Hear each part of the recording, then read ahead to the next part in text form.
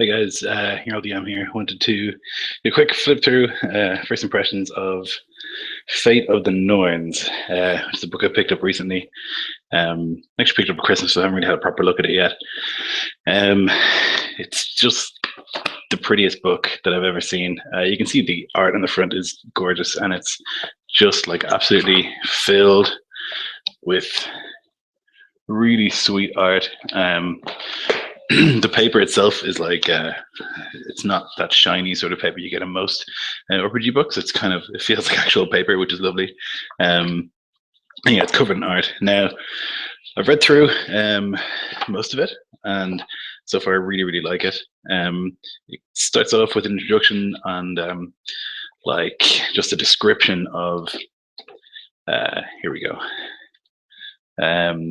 Like a description of Ragnarok and what the end of the world is like, and the signs and portents, like things that will lead to Ragnarok.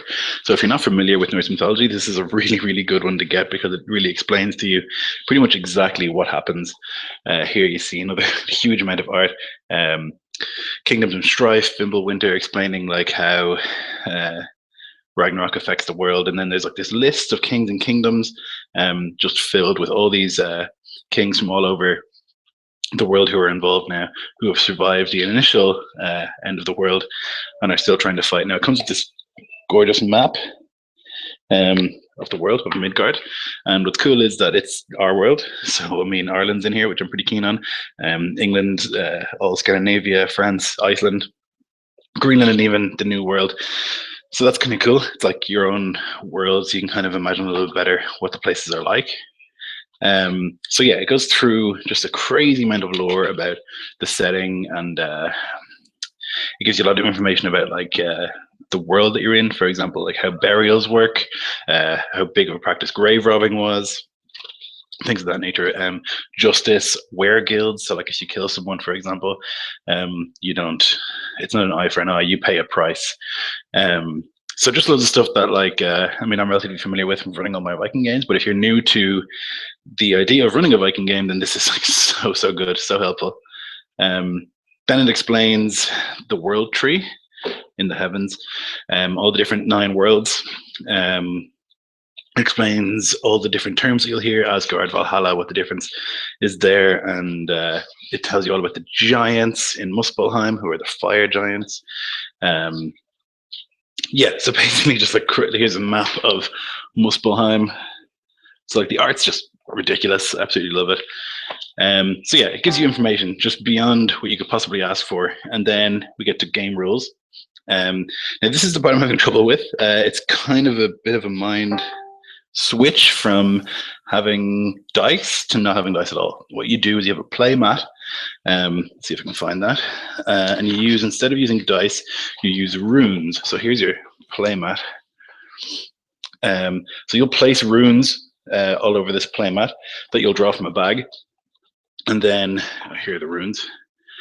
And then the combination of runes that you pull and things like that will dictate what you can do on your turn, which is kind of nice. It's very interesting. I think it's going to be really fun to play, but it's, as I said, kind of hard to get your head around. So it tells you here, you've got this sweet list: physical, mental, and spiritual. Different runes do different things. You can see red, blue, and green. It also gives you this sweet list of all of the runes, what their names are, and what they stand for. It shows you how to do everything, which is great. But as I said, I'm having a bit of trouble getting my head around it.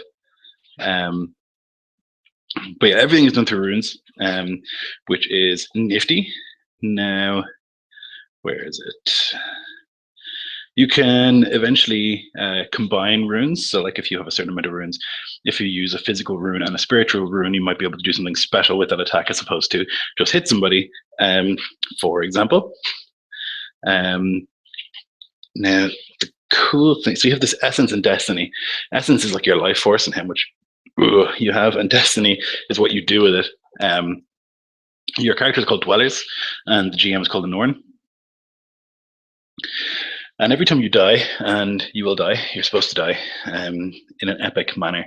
And every time you die, there will be a funeral for your character. And at your funeral, you're not allowed to speak, but your players, your friends are, and they will recount your deeds. And the more that they recount and the better the stories, the more likely you are to level up. So you have to die to level up, which I think is great. So it creates this sort of idea of like you're always kind of going for heroic last stands and stuff like that. And as you level up, you can buy new aspects. Like you can become troll-blooded, you could become a son of Muspelheim, you could become an Einherjar. And so you get these kind of aspects that you add to your character that make you a little bit more powerful. Which is just sweet. Now, then there is a crazy amount of like personality traits and stuff like that that you can pull out to create your character, like backgrounds and stuff, and you use runes for that as well, which is great. It feels very mystical, I think, drawing runes as opposed to rolling dice. I guess it's much of a muchness, but it feels a bit more magical. Also really handy, just a huge list of names. And then it goes on to show you the character classes.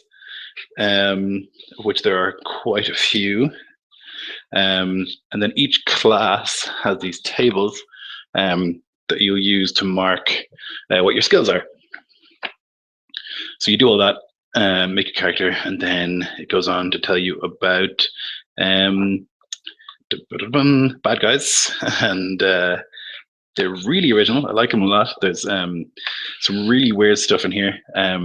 One of the big ones is Crusaders, so servants of the White God, which would be Christian Crusaders, and they're monsters in the book.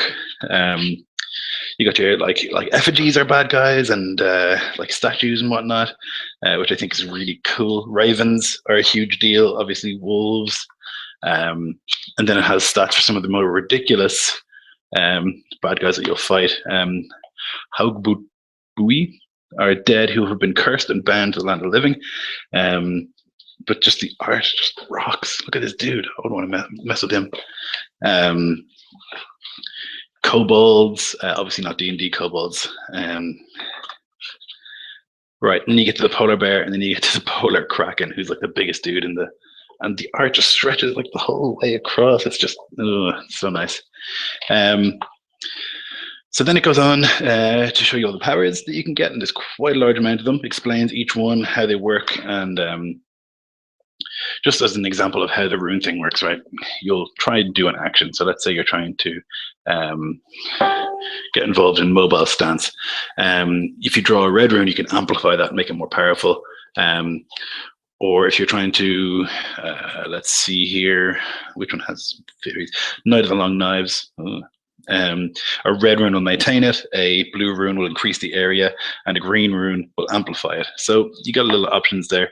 It gives you all sorts of, at the end of the book, equipment, how to make magical weapons, different runes you can attach to your items and stuff, and then at the very end,